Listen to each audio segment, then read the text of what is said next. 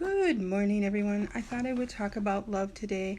Um, this is Easter, and the ultimate gift of love was shown during this season. Um, Things weren't always so great between Steve and I, and at one time I had even got a packet from a lawyer and had an appointment with a lawyer, um, thinking that marriage just wasn't for me anymore. This was going nowhere. I wasn't happy. He wasn't what I wanted. He wasn't um, complimenting me. He wasn't saying anything to me.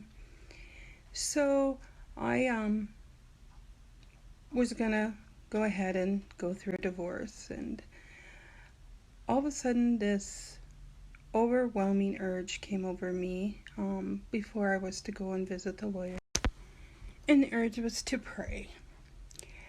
And it wasn't to pray that Steve change. I started praying that I felt the love that Jesus had for him. And I prayed that that love would fill my heart, that I could love him the way Jesus loved him. I also started praying for me and thinking, what is it I'm not doing right? So gradually I started complimenting him. He worked hard for our family. He provided. No, he wasn't a guy to run around and be overly affectionate. I'm kind of that way. But he was the kind of guy, if things were going to change, he'd let you know. But as far as he was concerned. So things did change quite a bit. I started feeling happier. I enjoyed being around him again. Steve didn't change. I changed. And when I changed, things between us changed. And I'm not saying that there isn't reasons for divorce or breakups. Those happen. And so I'm not condemning anyone in any way. I just am telling what happened between us, and that the ultimate sacrifice and that Jesus gave for us and the love that he had for us changed our relationship. This same principle worked in other relationships that I've had.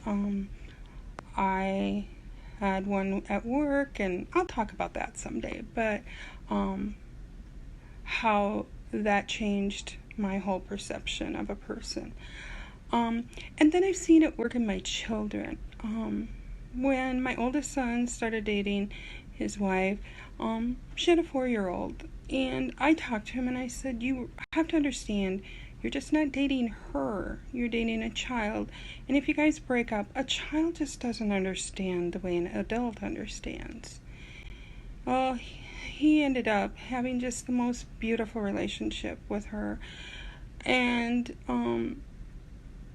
he loves her beyond comprehension. And her biggest wish was to be a smith. And not that we needed. Now, none of us needed her to be a smith. We loved her beyond belief, yes. But it was her biggest desire to be his daughter. So a little over a year ago, he adopted her. And she is just a joy. Love her dearly. My youngest daughter, when she got married, spoke the most eloquent, beautiful words to her stepdaughter, who we think of as our granddaughter. We love her as much as if she was our own. And that's one thing that she learned from us as well, that she learned to love and opened her heart to love. And not only that, but she learned to love her mom, the little girl's mom, and they have a great relationship. So, I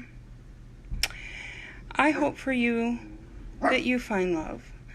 And it doesn't have to be an in-love kind of love, but you find love for other people. You find joy in others.